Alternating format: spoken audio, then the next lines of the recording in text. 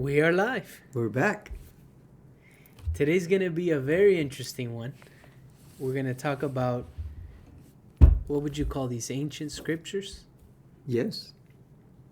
The Dead Sea Scrolls. The Dead Sea Scrolls. Wow. They're amazing. Tell us about it. Give us, for us that don't have no idea what it is, what are they? They're supposed to be the most remarkable archaeological discovery of the 20th century. Wow. Can you imagine? I mean, With all in the stuff that comparison goes to... on? Yeah. I mean, everything they're finding in Egypt and all these discoveries, these are the most important. By the way, they just found something huge, totally discovered new in the Great Pyramid of Egypt in the last few days. And they're going to reveal it to the public. Wow. I'm so excited about it. I can't wait. I'm looking everywhere to see if I can get a glimpse of what it is. They just discovered this. Nice. So... It's crazy. So what are the Dead Sea Scrolls and why are they so important? Well, let me give you an idea of the geographical area that they're in. The Dead Sea is 13 meters below sea level, which is the equivalent of 42 feet, 7 inches or so. Okay? So if you can picture it, the River Jordan flows into it, but nothing flows out. It's way too below sea level. So the only way that that water can get out of there is through evaporation, through the sun. And thereby, it creates the saltiest body of water in the world. Okay? Nothing else compares to it. So if a regular human being drank a couple of glasses of water, or I don't know exactly what the amount of is, but it's not much, you would die. Because of the salt Content. yeah. That's the one you see people floating on, right? Yeah. And so so that gives you a perspective. This is what's called Bible country. The famous cities of Sodom and Gomorrah are said to once have been thriving in the borders of this river, on the banks of this river. And so the way the story goes is that a Bedouin shepherd was looking for one of his sheep or something, couldn't find it. And in the process of doing this, he got a rock and he threw it into a crevice, an opening. Now we call it a cave. And he heard the rock strike pottery, and he heard the pottery break. And that's a unique sound. The name of the shepherd is somewhere. They actually kept that name to history. Unlike the guy that discovered the Rosetta Stone. It was a French soldier, and unfortunately his name is lost to history. We can't credit that man for saying, hey, look, this rock looks very interesting. He went and got somebody else and out, and his name was lost in the chain of command through history. Interesting. But this Bedouin shepherd, the name is there. I think his first name is Abdullah. But So anyway, and so he goes, see, in that area of the world, they already know that there's a lot of hidden treasures in their lands. So the minute that sounded to him, he went back and got his friends, and then they came back, I believe, the following day, because by the time he got back, it was nightfall. And then they went back, and they were excited to find treasures, gold and things like this. And to their disappointment, all they found were a bunch of potteries with, papers, okay? Parchments made out of leather and animal skin and stuff like that. So they didn't think it was much. No gold, no treasures. No diamonds, no gems, okay? But they didn't realize that this was the biggest archaeological discovery of the 20th century, especially the effect that it has on biblical history and the way it affects almost absolutely everything. History, Bible, everything. And this is in what year that this happened, where they found these? This was in the 40s. 1940s. Yeah, Okay. because apparently after the war in 1947, okay, you know, the country of Israel was formed. And so World War II. After World War II. right. And apparently the parchments were sold for $200 to a Syrian Orthodox priest. Okay, $250. In around 1950, the new nation of Israel was formed. And in 1954, those same parchments were put up on the Wall Street Journal. Okay, they came to America somehow. And they sold to a Hebrew representative, of this museum of historical evidence for $250,000. So they went from $250 to $250,000. And the way the story goes is that they discovered 11 caves. Okay? 5 were naturally made and 6 were man-made. And they found all kinds of scrolls there. And I took notes because, you know, you and I are no experts. We do this because we like it. It's interesting. We have fallen in love with history and the mysteries that have happened throughout, you know, the years. And there's just a lot out there unanswered, you know, a lot. And so, so we're clear, we're no experts, and we're bound to make a mistake here or there, but we come from a good place. It's just informative. Yeah, it's just to stimulate. It's very interesting. You've been talking about the Dead Sea Scrolls to me for over 10 years. Kind of like it reminded me when I was doing some research into it, the Voynich manuscript. You have been talking to me about this forever. And like the Voynich manuscript, there's a lot of mystery and unanswered questions to the Dead Sea Scrolls, especially because it has to do with religion. And now you've got different religion and sects of the Jewish religion, and I mean, it's super interesting. Like, and so I think what's very interesting to me about it is that there is said to be books there that were not included in the Bible, and so it makes you question, like, why were they not included? And apparently it's one of the first copies of the Bible, right? Correct. In the Dead Sea Scrolls. Correct. So, so we clear that, you know, because there are people that dedicate their entire life to studying the Bible, the Quran, and so forth. And these people are a walking eminence of knowledge. And I have a tremendous respect for them. For sure. So, you know, I've been reading about these scrolls for a long time, but now that we're doing the podcast, I do a 3.5-week research. Yeah. I cannot compare. So it's just to stimulate the minds up there. Sure. But supposedly, it was a religious sect that walked the earth 2,000 years ago or more. And it's divided into 3 sections. One of them is the Old Testament, which was in Aramaic. And then the other one is the everyday life of people.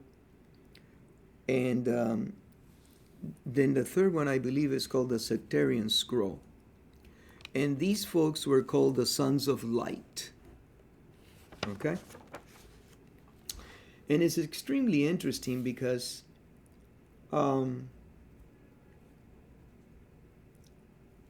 you've got, apparently, the way I'm understanding it, these folks hid all these scrolls in different, what do you call them?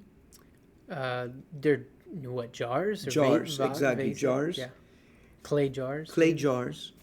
And I believe their intention was to come back because they put them in a safe place so that they would not get destroyed. And their intentions were to come back, but the fight against the Romans was so, the Romans were destroying them. And apparently, did a number on them because they never were able to come back to reclaim these tremendously priceless items that they put away so that they could come back and take and open them. And so, Yeah, that was very interesting. The war between the Romans and these tribes or whatever, I'm not sure what they're called, right? The people that were living in that area. That was very interesting. oh, I didn't know that there was a war like that. yeah, and the Romans devastated them. And so, I don't want to get into the religious implication of the scrolls because I'm totally out of my depth, you Yeah. know. But I want to superficially go over some of the stuff that have interested me. Sure. And I've taken a lot of notes because this has taken me down the history of the Middle Down East. a cave. Yeah, it's a rabbit hole that this is one of the biggest.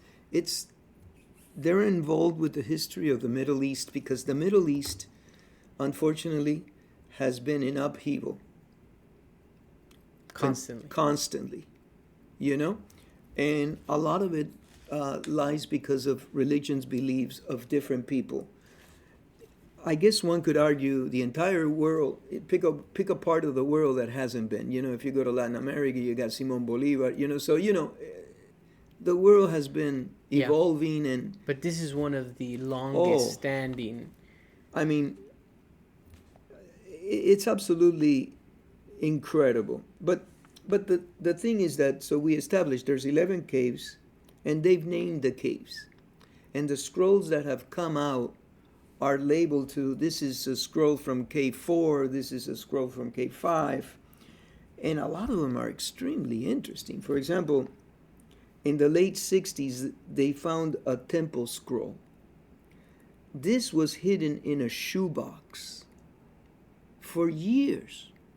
And only after the 6-day war, of Israel with the Arabic countries, like I think many of them went to war on the 6 day. I know Egypt was. In 1967, it was uncovered. It was found in a shoebox with detailed instructions to build a temple that was never built. Again, the religion aspect of it, I believe that these folks that were called the Sons of Light, they believed that the temple that they were in was desecrated by, if I don't remember, it was a warring army. I want to say the Babylonians, but I could be wrong with that. And they came in and desecrated the temple by just coming in, because the temple could only be visited by worthy people. And the only way you were worthy is if you had dedicated your entire life to God, every aspect of it, to the point that there are scriptures there that I was able to read some translations where from the moment that you get up, you give thanks that you're alive. Yeah. This group of people is said to have been like a very, very strict. They lived by a very, very strict rule of Judaism, right? Yes. And they broke away. These Sons of Light broke away from maybe some of the other teachings that they didn't feel were living up to the Word of God. Right. Yeah. And there's a lot of there's some criticism to them because, for example, if you were blind, they wouldn't accept you into the sect because they said, or they believed, that since you were blind, you would not be able to notice if you have touched something that was unworthy. Wow. Something like that. If you were deaf, they would not accept you into the sect because maybe you could not hear words that were spoken that were unworthy to be spoken, but you were in the presence of that. So now that made you unworthy. Yeah. Yeah. Very strict. Oh, very strict.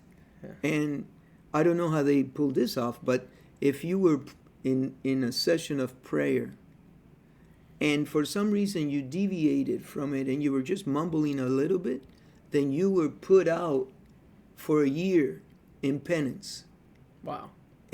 And you had an opportunity to come back, but it was, I mean, Yeah. You're talking about the strictest of disciplines. Yeah. These folks, and I'm explaining this so that our viewers can get an idea Right. of how strict this was. Yeah. But one of the things, things that catch my eye, for example, out of cave number 3, okay, there was a different type of scroll because most of them were written on parchments, which is leather. Animal, right? Animal. But this one was written on copper. Wow. Okay? And essentially, it came from cave number 3. It's called the Copper Scroll. And you know what it is? Is a treasure map to 64 treasures that are hidden And never been found, supposedly. and never been found. Supposedly. Yes. Now every Now, if you found a treasure, are you really gonna? right. So look, every sentence I just uttered, you can research this Yeah. for years. You could research that one alone, the Copper Scroll. The Copper Scroll. So what? I was reading an article, and then it led me to something else, and another one, and you're trying to. So the Copper Scrolls. There's 64. It's a treasure map to 64 treasures in the Holy Land Wow. that nobody has found, or supposedly have not found. Yeah. It's supposed to be worth billions of dollars. I would imagine it's priceless. Yeah. You can't. I mean, you pick up a piece of treasure, a gold something that was made during the time of Jesus. I mean, Yeah. how do you put a price on that? or if somebody says, this might be a piece of gem, a stone that Jesus wore or John the Baptist had, or what? I mean, Yeah, because one of the things in the research I was looking up was who were these people and who wrote. Did you lose audio? I think so. No. You're No, still I'm good. Okay. Yeah. Do you hear yourself? Yeah. Okay. Who were these people that wrote the Dead Sea Scrolls? And you're saying they were the sons of light? Yeah, they were called the Essenes. The Essenes. Yeah, Yeah. that's what I did. Well, so some of the research I did was saying, Okay. were they the Essenes? Were they actually the Essenes? But they believed that they were the Essenes. They believe, that they were the Essenes. Yeah. And so were they the ones that hid those treasures? It leads to a bunch of questions, right? But continue. So, and so for me, I'm going to do it on my own because I love this stuff, because I'm really weird, on Yeah. this stuff. And it's, I stay up till late, and this is the way I get enjoyment. But so there's a few things that caught my eye. For example, that's just one point. There's another cave called Cave 4, which when they went in there, they found thousands of pieces of parchment smashed. Mm. One article says, hey, look, they did it on purpose. Somebody got in there and did it on purpose. Another article says, hey, you know what? No, with time, that pottery disseminated and it broke apart, and then the particles just fell on the ground, and with time, now they weren't protected in an enclosed area, so the ground has bugs and this and that, and so it got to them. Okay? But those are the ones that for 40 years, only Catholic scholars were trying to Put it together, put it decipher together. it. Yeah. Yeah. And so, it brought up a lot of conspiracy theories because only Catholic scholars were reviewing them, and they're saying, look, if the parchments are put together properly, which is a big question, and it says something that it's not good for the Catholic Church, where the Catholic Church have the character to not change that, but give it out to the public exactly as it is. Okay? And so a lot of conspiracy theories, and there were a lot of scholars from many different authorities that, because these books involve every religion, almost because every religion. because they all stem from Judaism, Yeah, right? I think so. Yeah, I mean, you have Christianity, Yeah, Catholicism. well, one of the things that I read, it would not be every religion. I'm sorry, not but every those religion, those yeah. religions. But it would be a direct link between apparently Judaism and Christianity. Yeah, I mean, supposedly they were written when John the Baptist was roaming the desert and all this kind of stuff. But anyway, so that created a problem.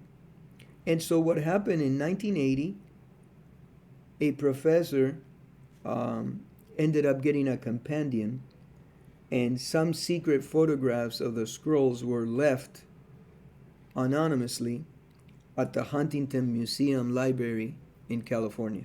Pasadena. Yeah. And then they were released to the public. Wow. These guys in 1991. That particular scroll in K5. Yeah, there were a bunch. Oh, no, okay. I didn't say K5. Oh, that was in K5? I haven't. I only talked about Cave 3 and Cave 4. Oh, K4, I'm sorry. Yeah, K4, yeah. K4. That's So- the one that had been smashed or broken apart. Apparently. Yeah. And they did some studying on it, infrared scanning, all kinds of things. Okay? And then it goes into a tremendous history about the Hittite Empire and what they did, and the pre-monarchy age, which was from 1400 to 1000 BCs. And this is during the Abraham and Joseph time. And then it goes into 1000 BC, where King David, of David and Goliath, unified the Jewish state. And then Solomon was his son. It just goes on, Mike, and on and on. It's just a beautiful thing that if you have the time, to digest all of this, because it's tremendous. Yeah. Okay? But it has tremendous repercussions. And, I mean, it goes on and on. It gives you the whole history. And, I mean, I don't want to go through all of that, but, it goes through Solomon, and then it goes when Jerusalem was destroyed by the Babylonians. So I was wrong, potentially. I'm not... No, I think you said the Babylonians. I did, but... this is later on, so I'm not sure. But anyway, in 586 BC, Jerusalem, BC, Jerusalem was sacked by the Babylonians, and then thereby becomes the Exodus. And then in 538 BC, Cyrus the Great from Persia. So, you get the idea, folks. This has been an area, war after war after war. That's why they had to hide it, because they, and another thing is that this group of the Sons of Light apparently had a lot of, or had books that talked of some sort of like apocalyptic future. And so were they hiding these books to, because maybe, other parts of their religion didn't want these apocalyptic books out as part of the belief, Right. Or were they waiting for this to come and they wanted to hide the books? What was the, Well, the way I'm perceiving it is like this apocalyptic war is the war between good and evil. And so, they were waiting for this. And these are folks, the sect is, they were fully embedded into these readings and beliefs. And yes, you're right. They were waiting for that war. And so I know that the war with the Romans could have been thought of something like that because the Romans destroyed.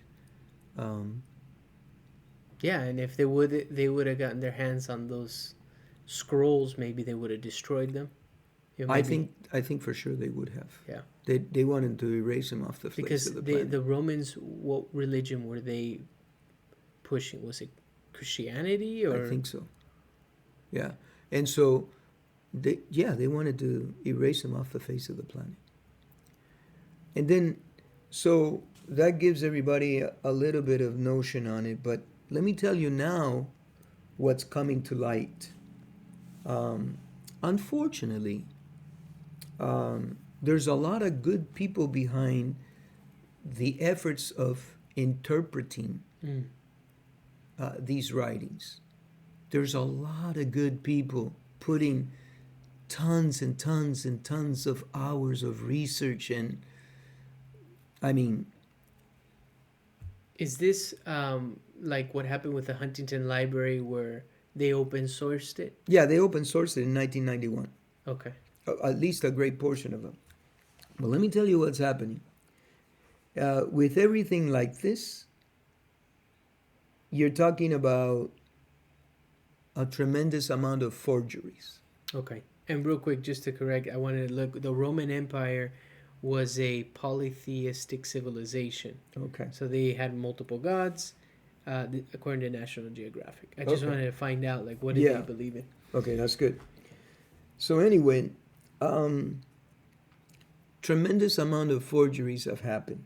Okay, and so there's a thing called image spectroscopy, and what that is that there's a guy in, this is old technology, but Mr. Bierman from the Jet Propulsion Lab, what he did was, and I don't know exactly what year, but it's not recent, and what he did was you take many images, hundreds of them, okay, of the same scene that you're looking at, okay, and you do it at different wavelengths, and then they calculate the spectrum for each pixel, and then they apply the spectroscopy, and that's how you're able to erase thousands of years of dirt, gunk, poop, hairs, whatever, and it becomes visible. Okay? Interesting. And they do it at the nanometer level. And so that helped some in the deciphering of this. Okay? There's also another that was image spectroscopy. Spectroscopy. There's another thing called digital reconstruction. And so this one was really interesting to me, and I got it down. What it is that when they were outsourced to computers, you can turn around and pick areas of the parchments that you think that should be together, and you're able to light more or light less with the computer. And the folks that are doing this ethically, what they do is they leave a little white line, okay, Around it. to separate the areas that they're bringing together, so that they can tell the public and everybody else that's trying to decipher this that this was digitally altered, and that they feel that it should go together. However, in case a mistake was made, that line is there. Right. And you can see the white digital line. It's like outlining it. Yeah, I think of like a puzzle piece, Right, and each puzzle piece has a white line around it, so right, you see which one is a piece. right.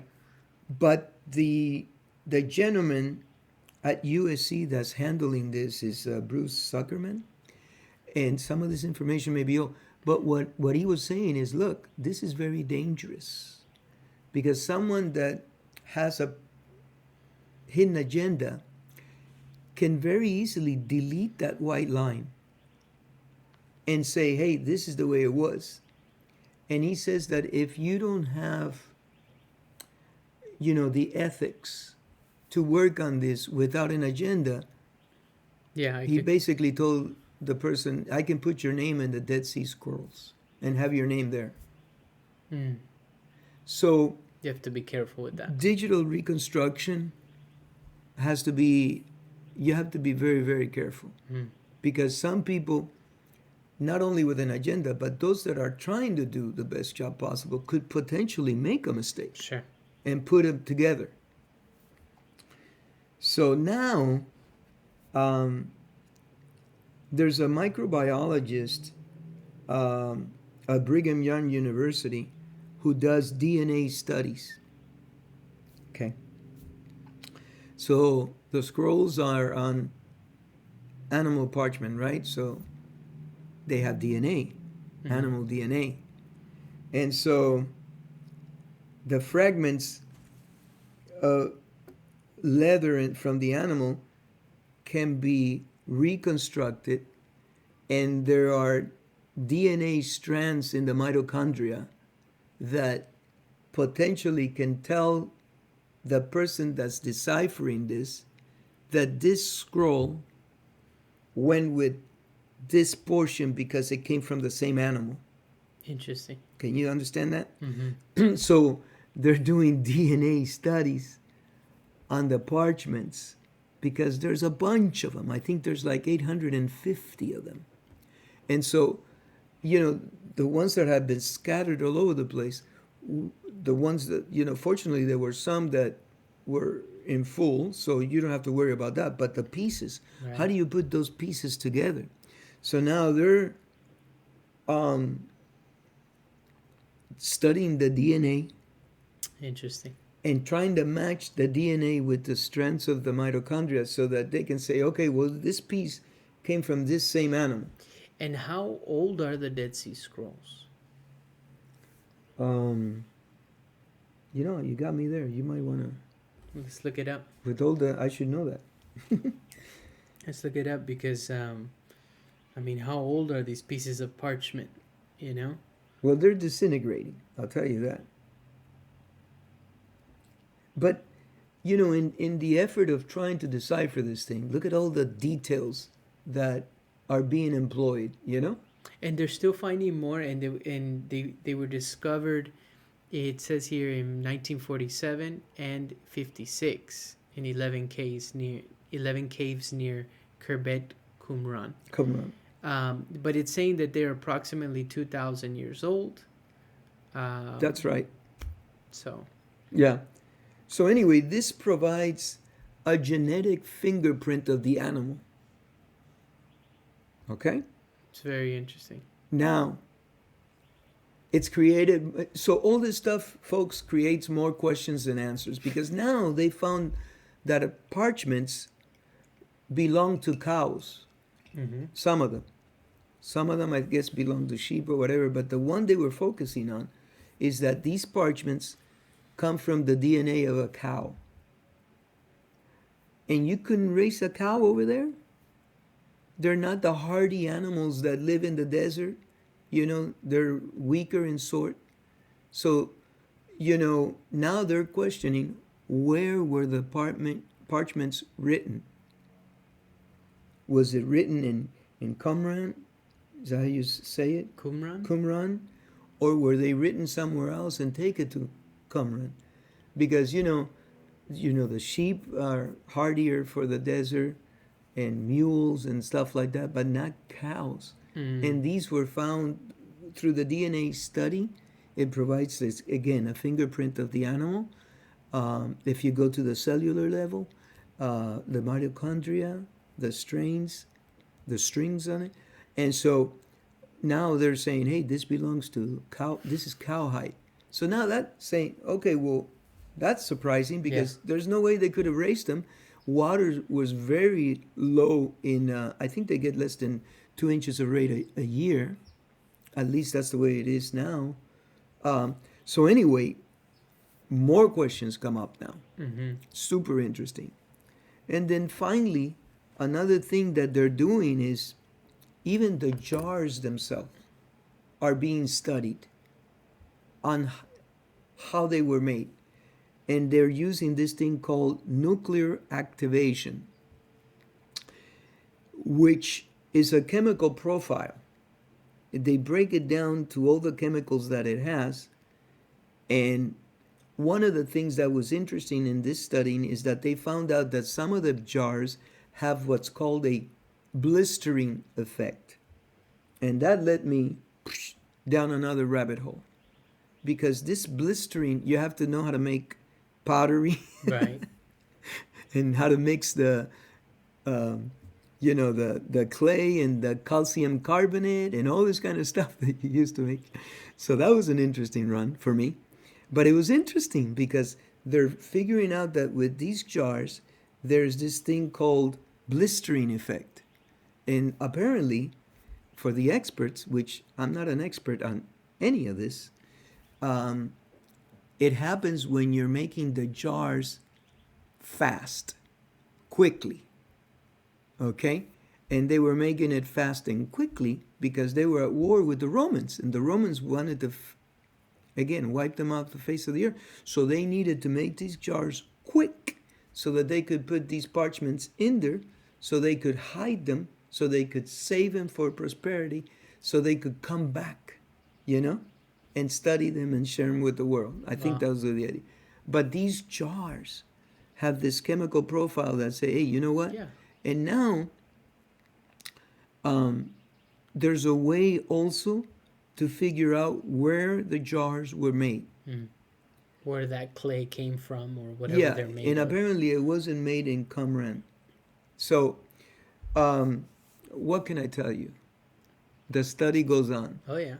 But they're supposed to be the biggest discovery of the 20th century. And if you guys want to get caught, reading forever, it's a lot of fun, but it's just an amazing thing. And they've done aerial studies because they're also using satellite imaging, okay? And NASA satellite imaging is extremely expensive. So there was this lab in Israel that put together something similar but at a way lower cost. And what they did was they created, if you will, their own mini satellite, which was, these guys are brilliant, okay? They're engineers, scientists. They know how to take a little piece of plastic, and depending on how the sunlight hits it, it will be able to take attached to a camera, take a picture of a location. So anyway, they built their own little, in my interpretation, their own little private satellite and attached it to a small engine plane. Okay? And, you can see in the article pictures of how they're installing it, okay, into the bottom of the plane. And then the plane's supposed to fly very, very low, so it can take these satellite type pictures and then interpret what's going on. And apparently, the technology works. I know that they did a few runs that were not good. And then they stabilized the box and they stabilized the plane. They put more screws, whatever, gears, whatever they had to do. They're engineers. And this is for what? To see the land? To see the land, because the land itself is going to give a lot of answers. Because you can see where rivers were, you can see where cities were. And now they're saying, hey, you know what? It's secluded, but it's kind of close to Jericho. It's like a day's travel to Jericho, so it's not that far. It is secluded.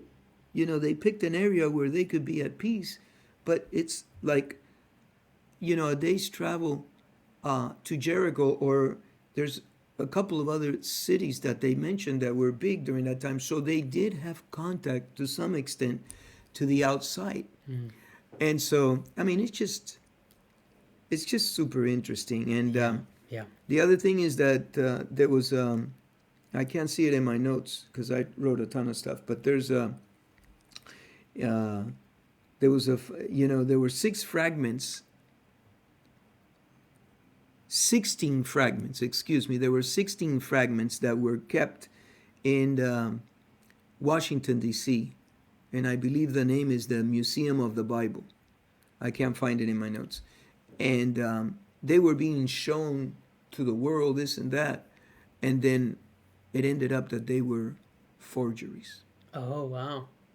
And they were in the Washington, D.C. Museum, in the, yeah, I can't, the Museum of the Bible, I believe. No, jeez. And it was there for a few years, shown to the public, whatever. And then when they did really nitty gritty studies on them, they found out all 16 fragments were, they were written on ancient leather,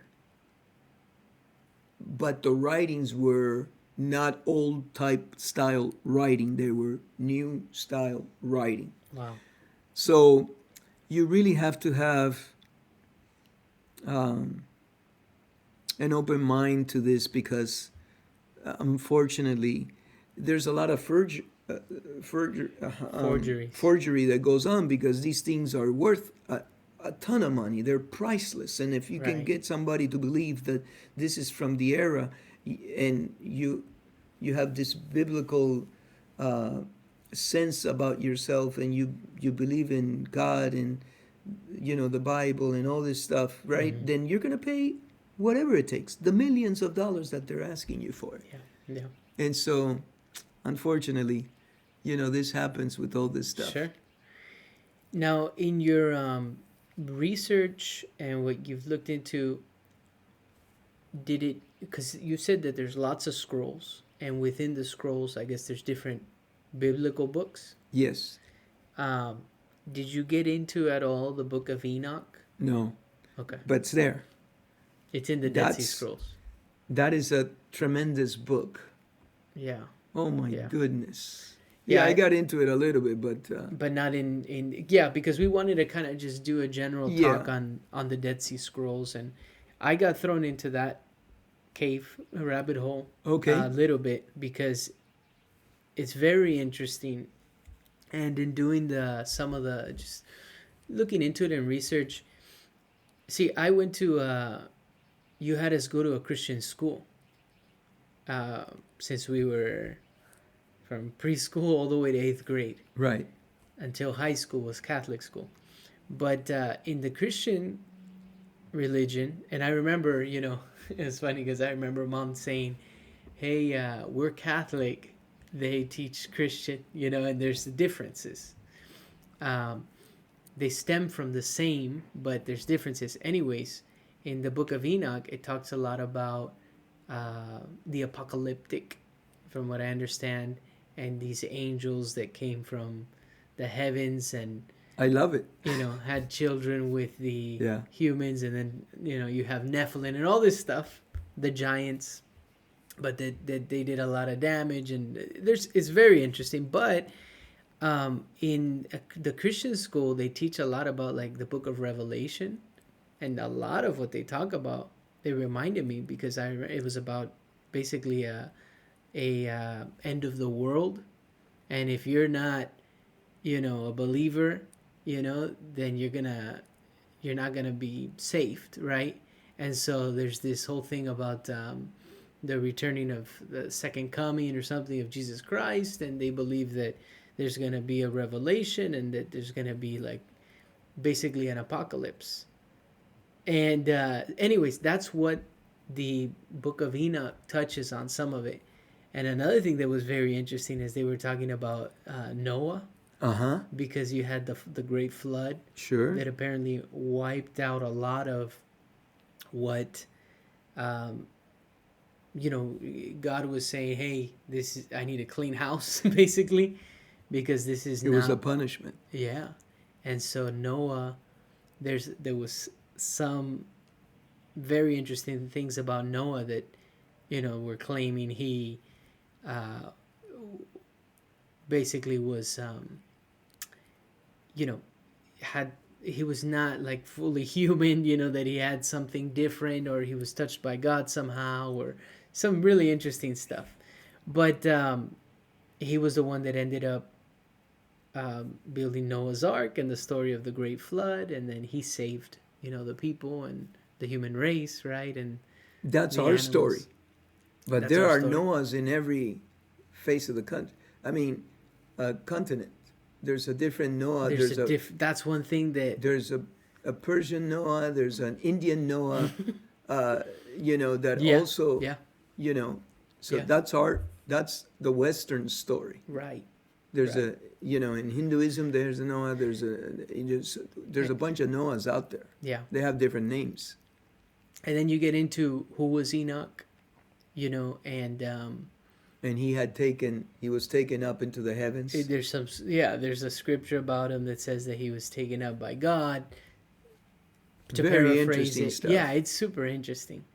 But that's one thing that I find interesting, how the Bible is a compilation of books, and certain books are not in the Bible. And who chose what books are in and are not? And I remember listening to a podcast where Mike Tyson was saying it was Constantine that chose the books that were to be in the Bible and not. But I looked into that, and I don't think that was the case. From what I researched, that it wasn't necessarily, Constantine that said these are the books that go in or not. I forget the name, but there was a. I forget the name, but Constantine was instrumental. He was instrumental. Yes. Yeah. Yeah. But at least in unifying the. It was called the. I don't know how I can forget that, but it's a very important mark in history. yeah. Yeah. Anyway. He was, but so who chose these books? Why were books like, let's say, the Book of Enoch or other books? The unification of Mysia or something like that. Is that what it was? Yeah, something like that. That sounds Yeah. familiar. By the way, I'll share this with you. The Book of Enoch has always fascinated me. Yeah. And we'll check this out, okay? But I'm pretty sure this is correct. Enoch describes the vessel that takes him to the heavens. Oh yeah. Yeah. And there is a research scientist from NASA,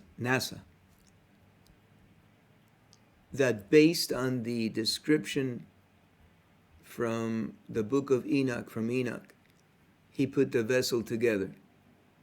Okay? Oh wow. Exactly as Enoch That's describes interesting. it. And there's a picture of it. Really? Yes, there is. We'll link that in the description. This is a science. This is a scientist from NASA,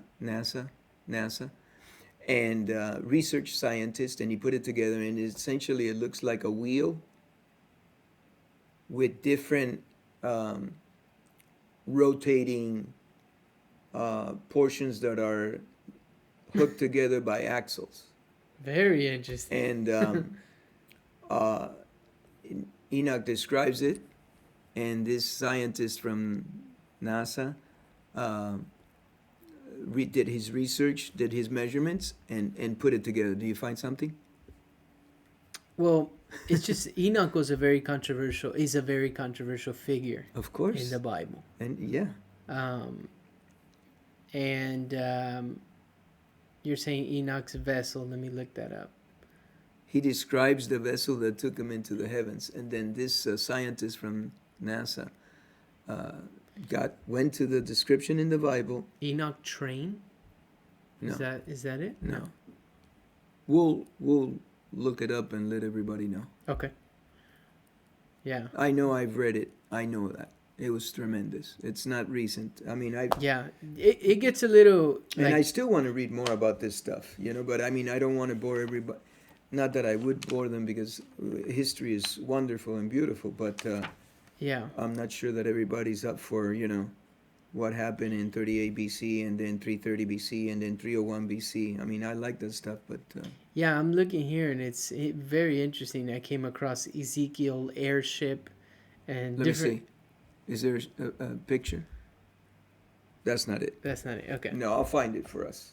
Anyways, it's controversial because also there's Well, it questions everything. oh yeah, yeah, no, and some, I'm telling you, some of the And things angels that, and Nephilims and yeah, the whole works. and some of the things that I researched and looked into, they were saying that Noah was like somehow, you know, God, kind of like the story of Mary, where Jesus was the son of God, right? He, you know, and so, and Mary, the Virgin Mary, it's kind of like the story of that Noah somehow was, uh, like it said that he lit up a room with his eyes or something like that. You know, that he had something different about him. Interesting. That maybe he was somehow like, I've never heard that. yeah, Wow. and then also that Enoch never died, that he was taken up by God, but he actually never died. It was very interesting, and then the people back then were living like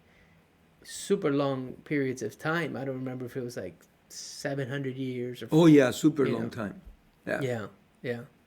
So, anyways, we can wrap it up with that, and I think it just leads to like the last podcast we did on the manuscript, Voynich manuscript. It leads to just more questions, Right. and that's the idea about this: to have fun with it, try and learn, and have people look into it themselves. Right. Okay. Thank you. Thank you.